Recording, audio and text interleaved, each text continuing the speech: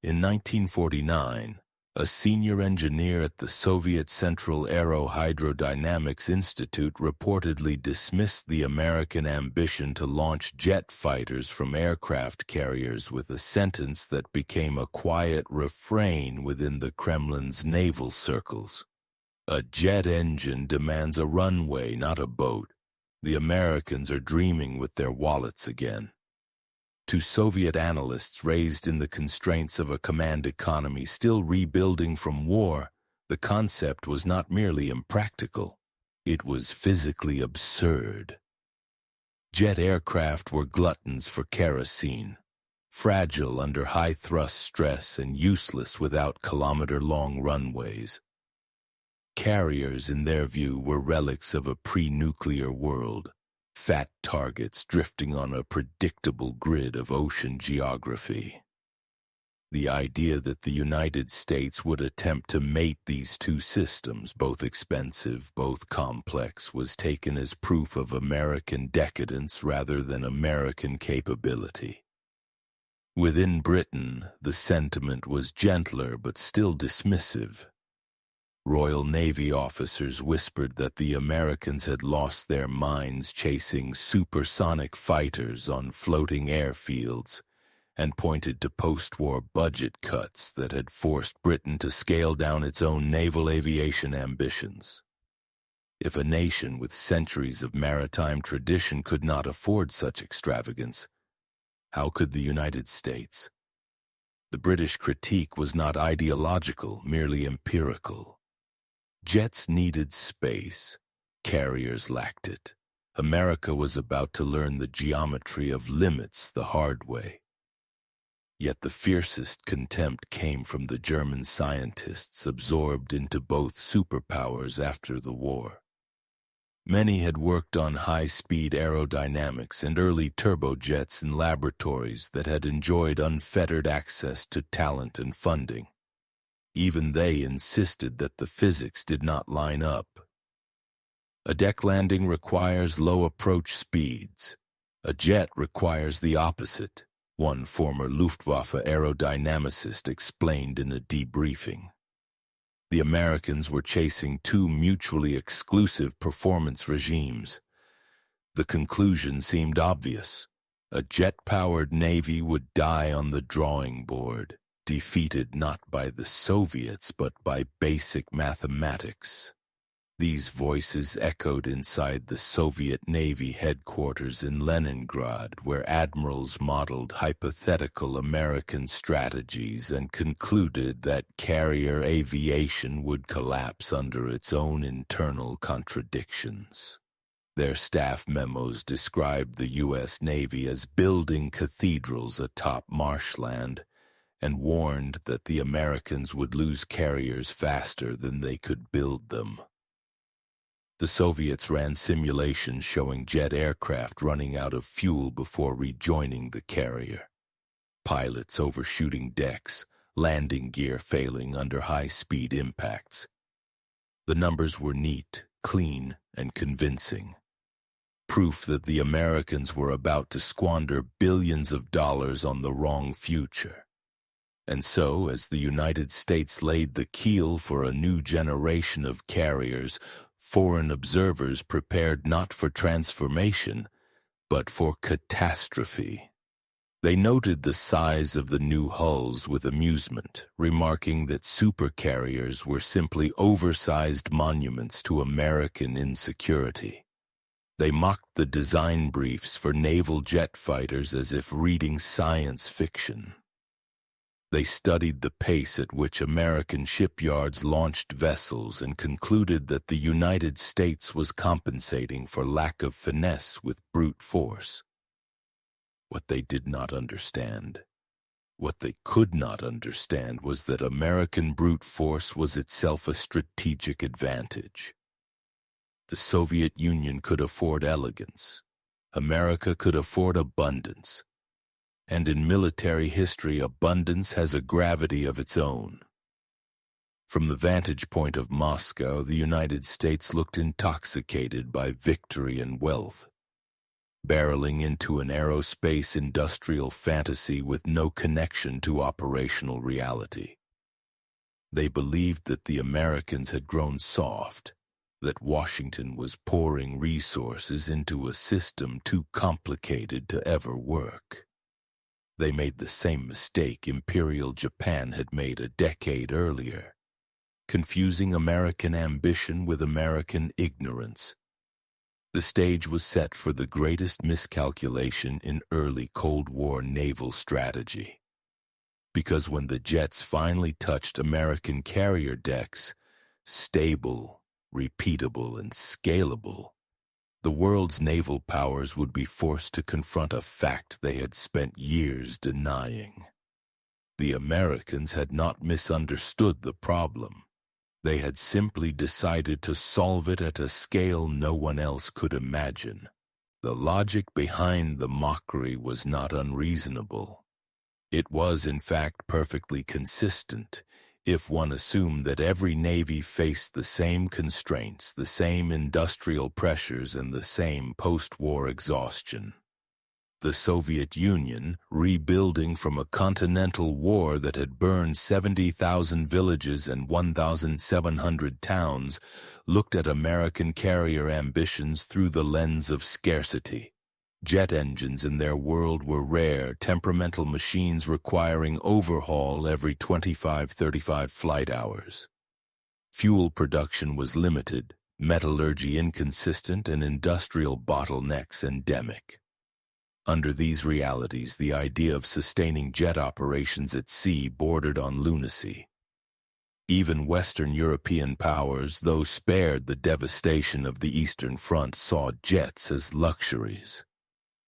Britain's first operational jets, such as the Sea Vampire, barely remained airborne long enough to complete a combat patrol.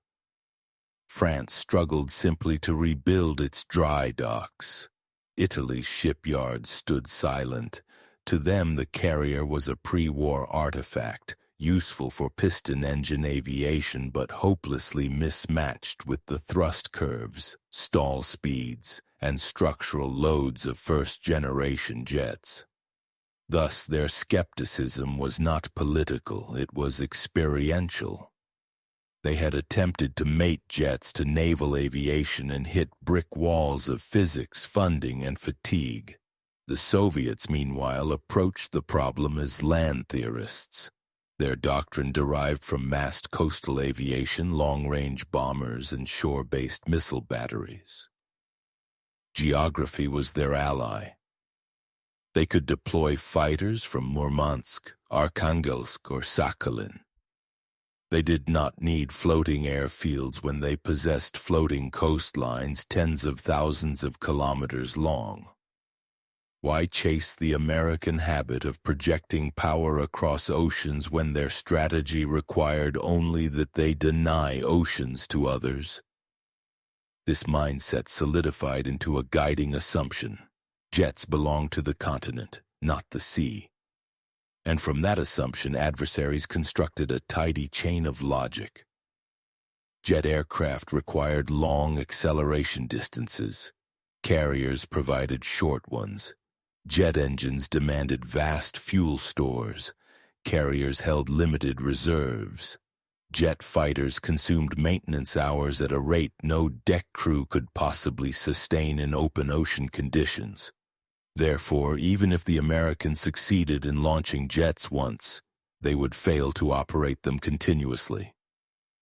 Operational tempo, not engineering, would destroy the jet navy. American design studies only reinforced these fears.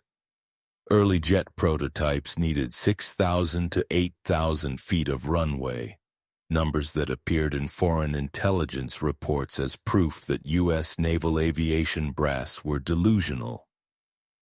Soviet naval theorists calculated the thrust required for a fully loaded jet to launch from a carrier's deck and concluded that the catapult forces would shear the aircraft's fuselage apart.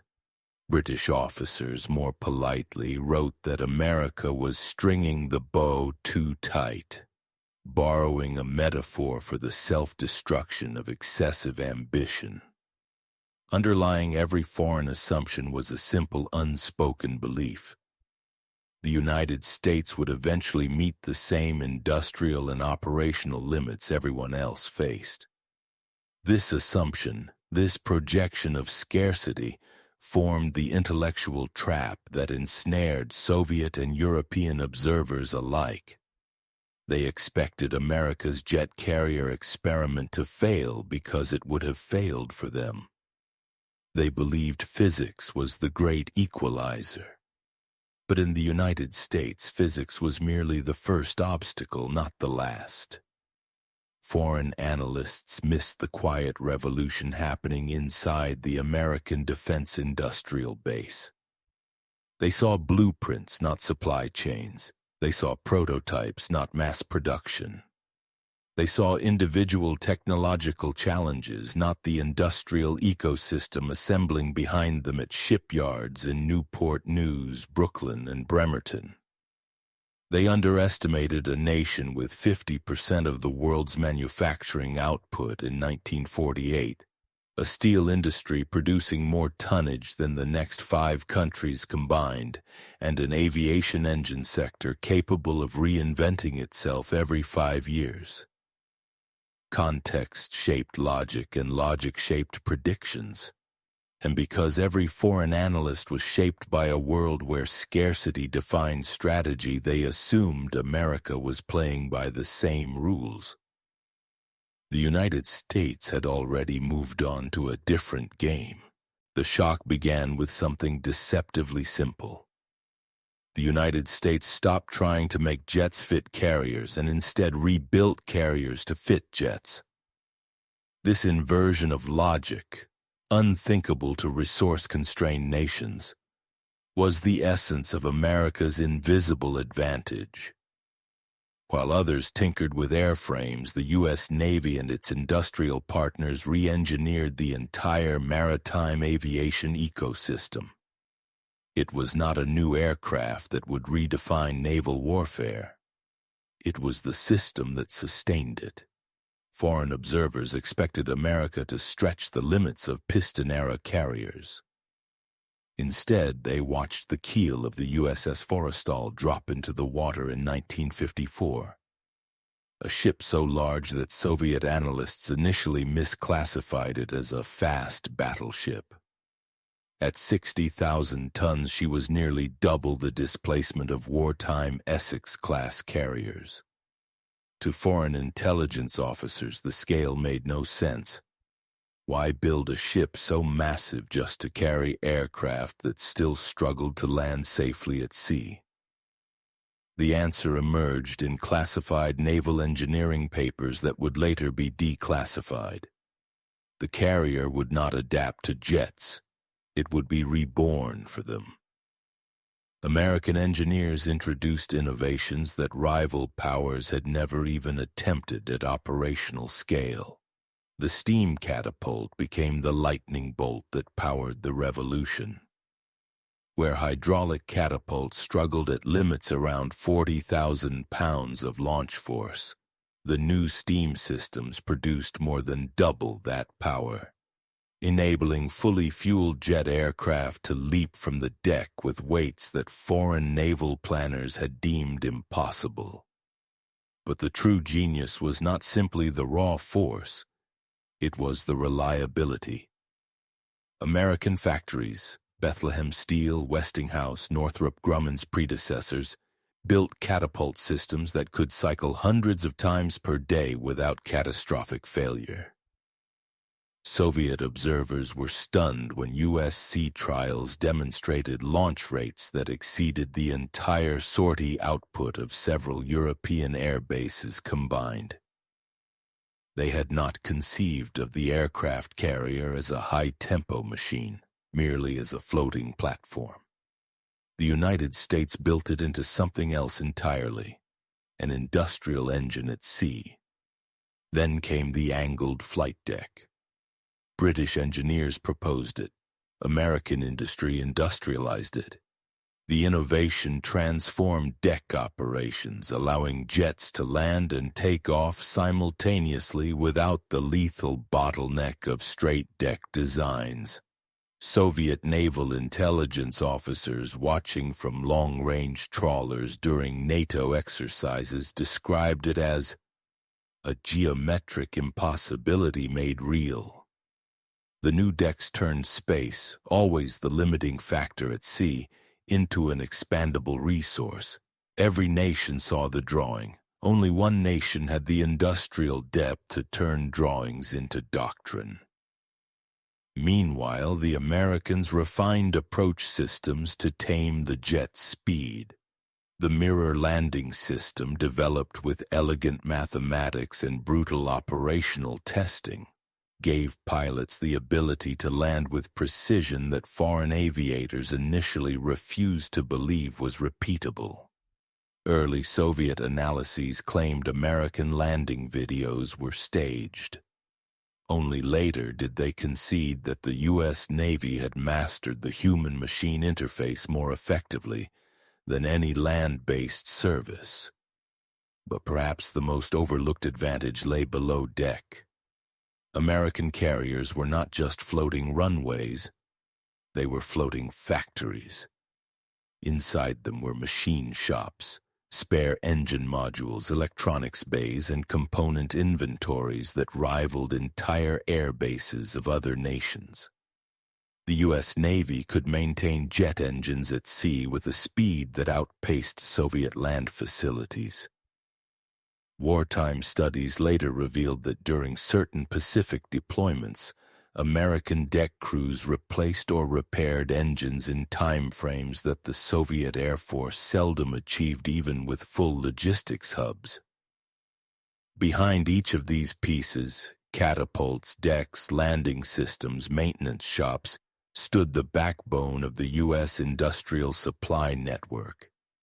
Thousands of factories, from Pratt & Whitney's turbine plants to Alcoa's aluminum mills, produced components in quantities no adversary could match. This was the invisible advantage, not a single breakthrough, but a system capable of sustaining breakthroughs indefinitely. The Soviets misinterpreted this at first. They believed America was simply overbuilding, pouring unnecessary steel and machinery into oversized hulls. They saw waste instead of capacity, redundancy instead of resilience. Only when reconnaissance aircraft tracked the operational tempo of American carriers did they realize the truth. U.S. innovations were not decorative upgrades. They were multipliers.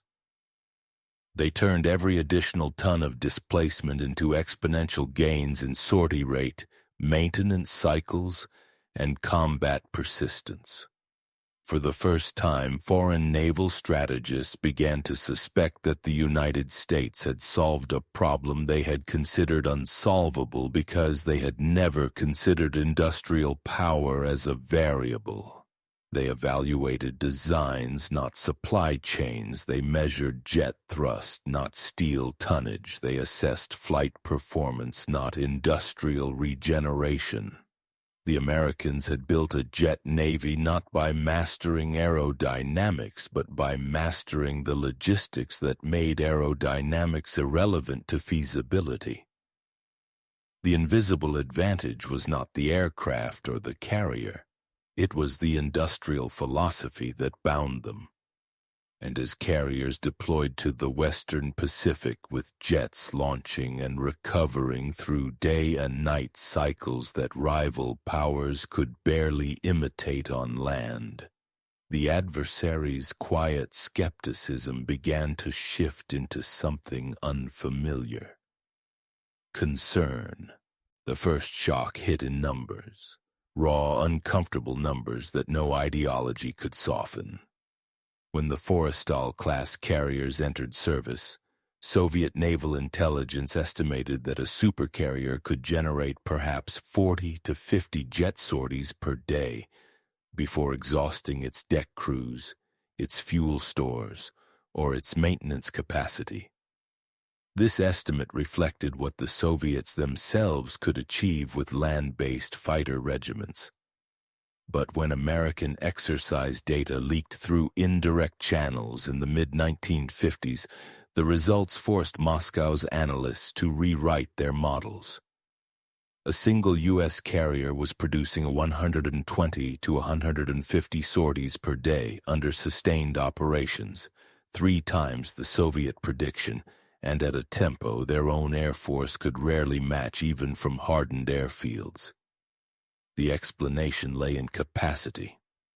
American carriers carried over 1.5 million gallons of aviation fuel, more than many European nations stored in their entire coastal defense networks. Their magazines could support multi-day strike operations without resupply. Deck crews rotated through industrially efficient shifts that resembled assembly lines more than traditional naval watch schedules. Maintenance crews executed turbine swaps in hours, not days. The Soviets, reviewing captured footage and naval attaché reports, were stunned that an American carrier could repair more engines in a single week than an entire Soviet fighter regiment could in a month. But the shocks kept coming. The steam catapult, which foreign analysts had doubted would survive routine operations, proved mechanically robust beyond expectation. During intensive test cycles, U.S. catapults logged over 10,000 launch events with failure rates so low that Soviet engineers initially accused the reports of being falsified. When intelligence confirmed the numbers were real, the Soviet Central Design Bureau concluded that the Americans have achieved an industrial tolerance regime incompatible with socialist production capacity. It was the closest thing to an official admission that U.S. manufacturing precision had reached a plateau the Soviets could not replicate at scale. Then there was displacement. Forrestal and Saratoga, at over 60,000 tons, dwarfed the Kiev-class carriers the Soviets would later struggle to complete. American propulsion plants produced 280,000 horsepower, allowing carriers to outrun most cruisers in the Soviet fleet. Their electrical systems generated enough power to operate radar networks, catapults, deck elevators, and maintenance shops simultaneously without degrading combat operations. The Soviets attempted to simulate this in theoretical models and concluded that only a nation with America's industrial footprint, nearly half of global industrial output in the 1950s, could sustain such floating infrastructures. Every American carrier battle group functioned as a self-contained industrial ecosystem. Every Soviet naval deployment was tethered to shore. The psychological rupture came in Korea.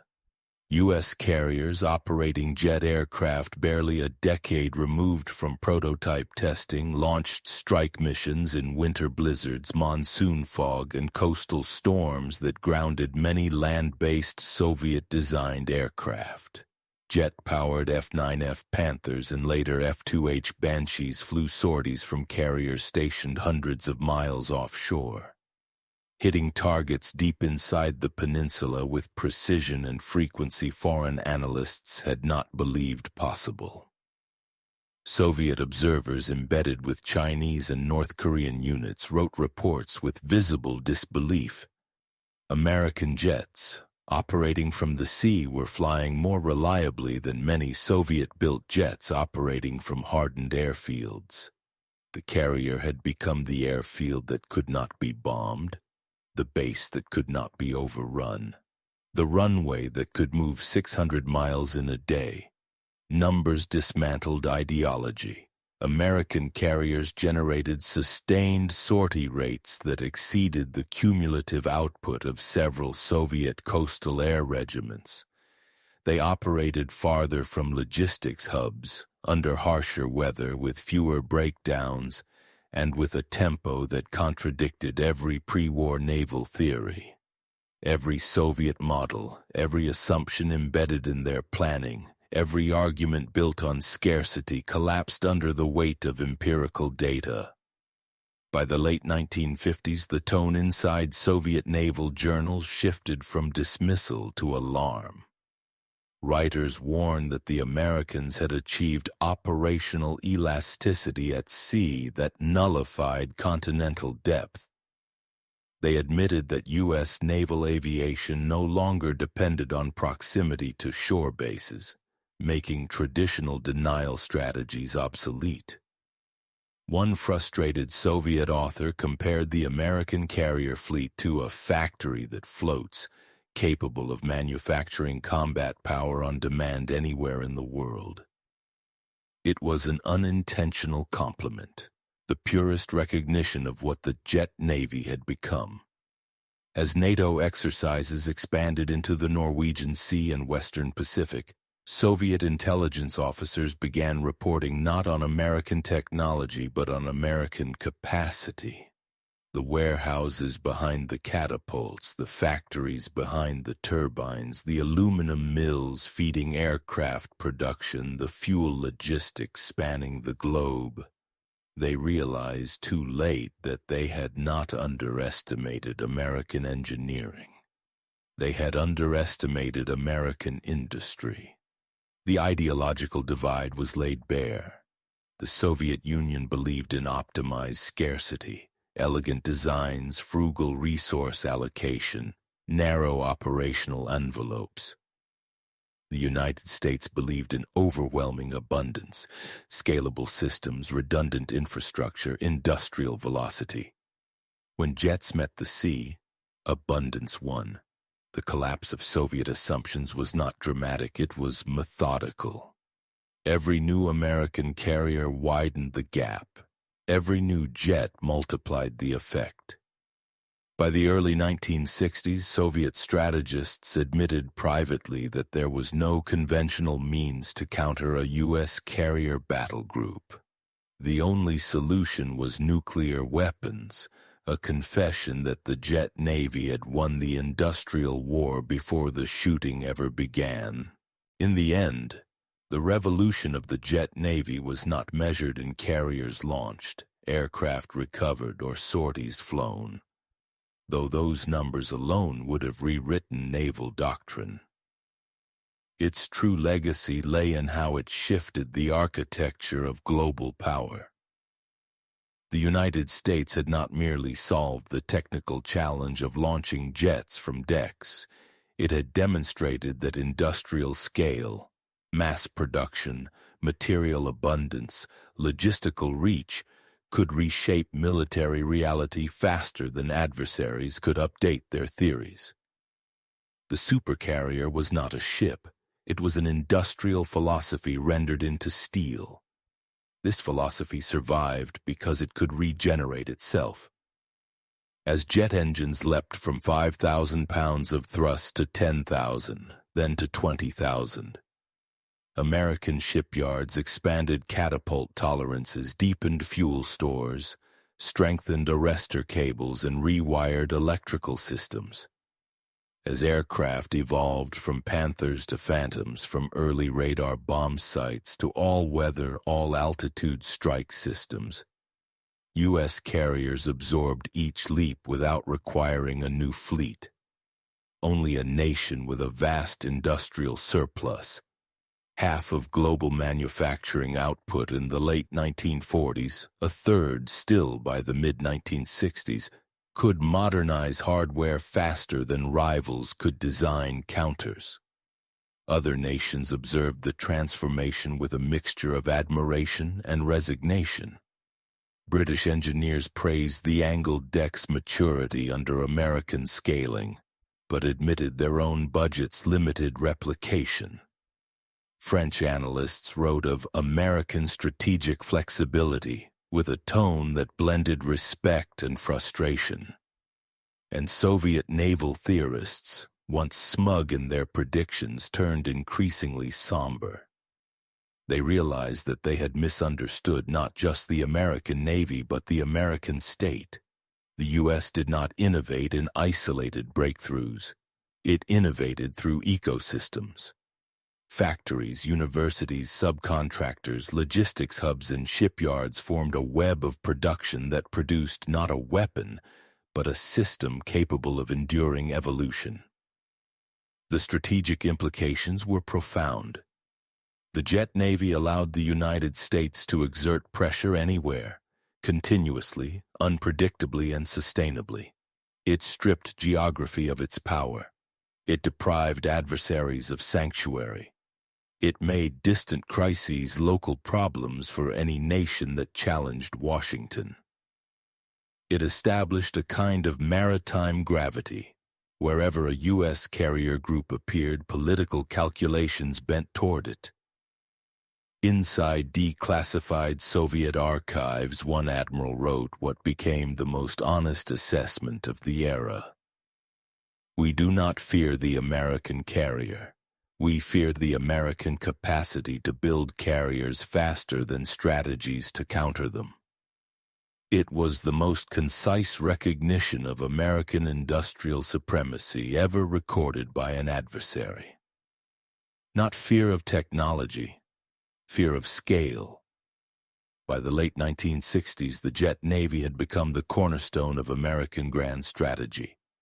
It was the credible threat behind diplomatic pressure, the rapid response behind crisis management, the assurance behind alliance commitments. It was an institution constantly rearmed, repowered, and reimagined by an industrial base that never slept. And the rivals who had mocked the project 2 decades earlier now quietly admitted, even in defeat, that the United States had changed the nature of maritime warfare. The Americans had not built a jet-powered navy. They had built the world's first self-sustaining engine of global presence. And as one Soviet analyst concluded in a classified memorandum, words historians would rediscover decades later, "The Americans have achieved what we deemed impossible. They industrialized the ocean."